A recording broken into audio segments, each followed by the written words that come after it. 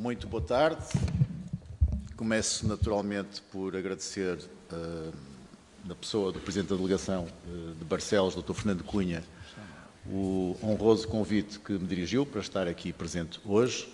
Na pessoa do Dr. Fernando Cunha, cumprimento naturalmente também todos os advogados de Barcelos e ainda os advogados de todo o país aqui presentes nesta sessão.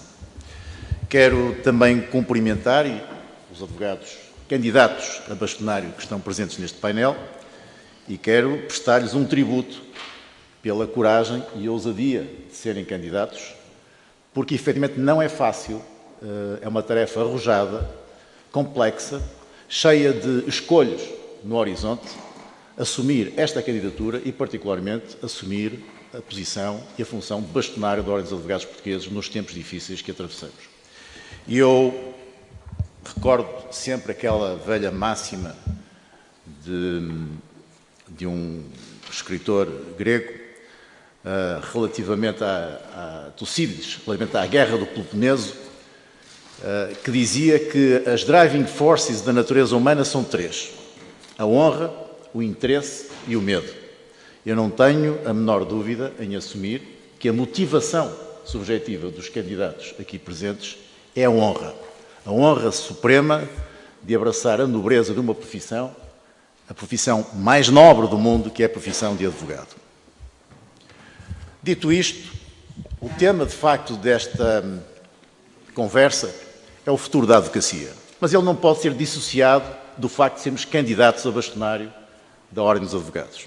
Logo, é fundamental perceber qual é o projeto de cada um para encarar o futuro da advocacia. Sou pena de discutirmos aqui de uma forma diletante, retórica e inconsequente aquilo que pensamos sobre este ou aquele tema da advocacia. Não.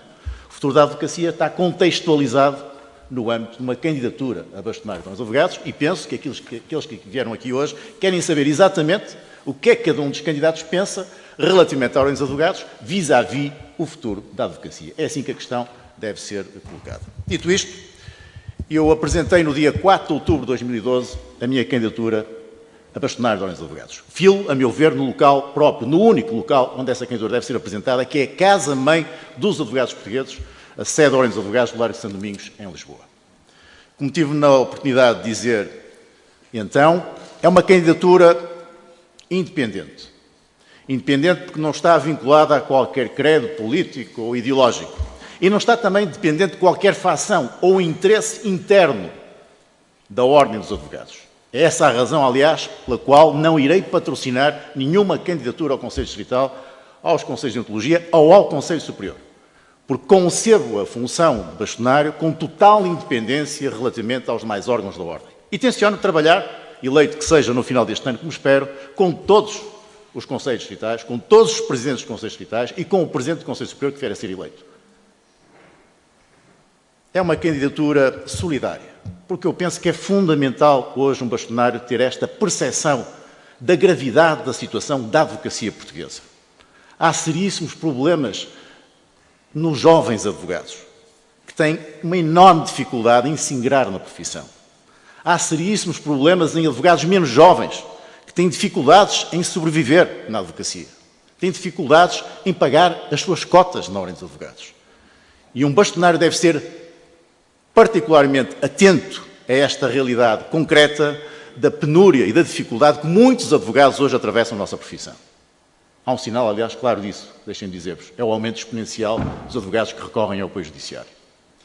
Em terceiro ponto, a minha candidatura é uma candidatura de cidadania, porque também não concebo a função de bastonário sem que a preocupação primeira do bastonário seja a defesa dos direitos, liberdades e garantias. Por vezes temos tendência a esquecer isto. A Ordem dos Advogados foi criada num ano de má memória, 1926. Mas a sua função era exatamente essa. O seu fundamento ontológico é esse, é a defesa dos direitos, liberdades e garantias dos cidadãos. Não é a defesa do interesse do advogado, é do cidadão. E o advogado é um instrumento ao serviço da cidadania, porque a cidadania, como sabemos, é um pilar e um pilar informado do Estado de Direito Democrático. É preciso colocar as coisas no seu lugar. É esta a função concreta da Ordem dos Advogados e é esse o papel primeiro do bastonário, é a defesa dos direitos, liberdades e garantias dos cidadãos.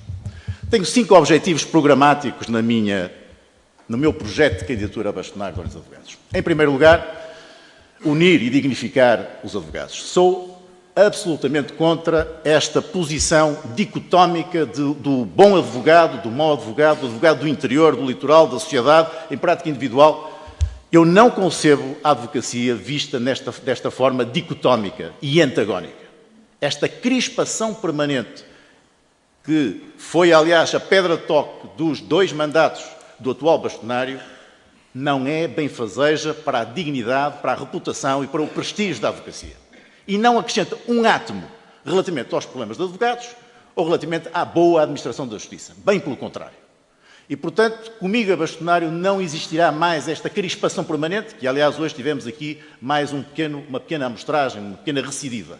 Não pactuarei nunca com esse tipo de discurso antagónico, dicotómico, colocando advogados contra advogados. O advogado, na minha concepção, exerce uma função de uma nobreza extrema, é, porventura, um dos elementos mais importantes na administração da justiça, tem consagração constitucional nos termos do artigo 208 da Constituição, deve ser respeitado, esteja ele organizado em prática individual, em prática societária, seja ele um advogado ilustre, um advogado humilde, seja ele um advogado com sucesso ou um advogado com pouco sucesso. É assim que eu concebo a advocacia, é assim que eu vou encarar o advogado português a partir do momento em que seja eleito bastonário da Ordem dos Advogados. Em segundo lugar, eu entendo que é fundamental abordar com seriedade o problema da massificação da profissão. No passado, o atual bastonário erigiu esta bandeira como a bandeira central dos seus mandatos.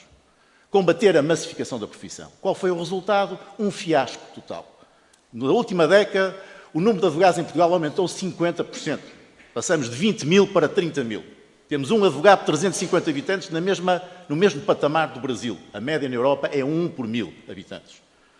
O que fazer? De uma forma séria e não demagógica, encarar o problema com seriedade. Falando com o poder político, tentando limitar novas faculdades de Direito, fazendo exigências do ponto de vista académico e científico nessas faculdades de Direito e, sobretudo, ter um discurso de verdade para com a comunidade, para com a sociedade civil, dizendo que hoje há um problema de empregabilidade na advocacia, como fazem outros bastonários. Terceiro ponto, a reforma legislativa. A Ordem dos Advogados está completamente arredada da reforma legislativa. Direi mais, é quase um pária na comunidade judiciária. As reformas estão a ocorrer a miúdo e a Ordem dos Advogados não tem uma palavra, não é sequer tida e achada nessa mesma reforma. É fundamental alterar este status quo, que é um status quo pouco dignificante até para a profissão, quer para a instituição, quer para a profissão de advogado. O que fazer? Tenciono, obviamente, restabelecer ponto e diálogo com os operadores judiciários, sem subserviências, sem menorizações, mas é fundamental restabelecer essas pontes e esses diálogos, como também com o poder político, designadamente com a Ministra da Justiça. Sem esse diálogo, sem essa cooperação, não será possível ter um papel interveniente decisivo na reforma legislativa em curso. E, obviamente, ter, do ponto de vista interno, as condições necessárias para que essa reforma legislativa seja eficaz. Vamos deixar de contar com o habitual procedimento pro bono ou a colaboração pro bono de alguns advogados, que depois, na prática, não se traduz em nada do ponto de vista, enfim, da preparação e monitorização, enfim, dos diversos diplomas legislativos, e vamos criar uma estrutura remunerada, profissionalizada na Ordem, que faça o acompanhamento do processo legislativo. É isto que já devia ter sido feito há anos, nunca foi feito, e sem a alteração deste paradigma, não será possível a Ordem dos Advogados ter um papel interveniente e decisório naquilo que é o processo legislativo. Quarto ponto, o apoio judiciário.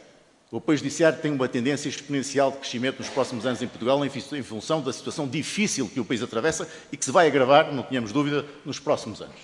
O que fazer nesta matéria? Naturalmente, ter uma atenção redobrada sobre a questão do apoio judiciário. Não é expectável, naturalmente, um aumento orçamental do ponto de vista das verbas afetas ao apoio judiciário, mas há seguramente muito a fazer para melhorar o funcionamento do apoio judiciário. Por exemplo, simplificando as suas regras para evitar critérios díspares de interpretação do pagamento de honorários do apoio judiciário. Mas também, se calhar, recalibrar ou requalificar o próprio pagamento de honorários no apoio judiciário. Porventura, os processos alimentares têm um valor excessivo por comparação com os processos cíveis ou os processos de crime. E, por último, agilizar a forma de pagamento de honorários do apoio judiciário, porque essa é a grande questão. E eu, sobre essa matéria, proponho a alteração também do paradigma. Ele tem deixado de estar afeto exclusivamente ao arbítrio do Ministério da Justiça e tem que ser afeto a uma entidade nova, que eu proponho, que é uma entidade que integre três instituições, concretamente a Ordem dos Advogados, o Ministério da Justiça e uma terceira entidade que será a Associação Portuguesa de Bancos. É esta a forma de escrutinar e acompanhar o apoio judiciário e de pagar a tempo e horas os honorários do apoio judiciário, na esteira, aliás, do que aconteceu no passado, numa outra área, foi na área da saúde, com a Associação Nacional de Farmácias. Quinto ponto, a questão da formação. A questão da formação é essencial que sofra uma alteração significativa do ponto de vista da sua estruturação e do ponto de vista da sua implementação. Continuamos a insistir num modelo passado, esgotado, caduco, de reciclar academicamente os formandos na Ordem dos Advogados. Isto não serve. Pode ser muito interessante para os formadores, pode ser muito interessante para determinados centros de estágio, pode ser muito interessante para a Comissão de Estágio, mas não serve. O que a Ordem dos Advogados necessita é de formar profissionais, advogados competentes, preparados para o exercício da atividade da advocacia e, em concreto, do ponto de vista matricial, para o exercício da prática forense. A formação que é dada aos estagiários não lhes dá os saberes e os conhecimentos necessários ao exercício da atividade da advocacia. Vamos falar claro. Faz apenas uma reciclagem académica de ensinamentos já adquiridos anteriormente nas faculdades de Direito. E, tanto quanto eu sei, a Ordem dos Advogados não tem competência para fazer essa reciclagem académica.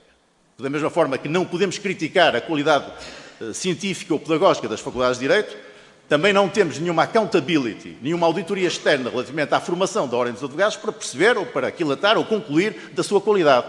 E, portanto, a solução passa por alterar o paradigma da formação, dando saberes e conhecimentos aos estagiários que sejam, de facto, os adequados para a prática profissional da advocacia. E limitando, naturalmente, o tempo de estágio, cumprindo a lei, 18 meses. E limitando também os exames.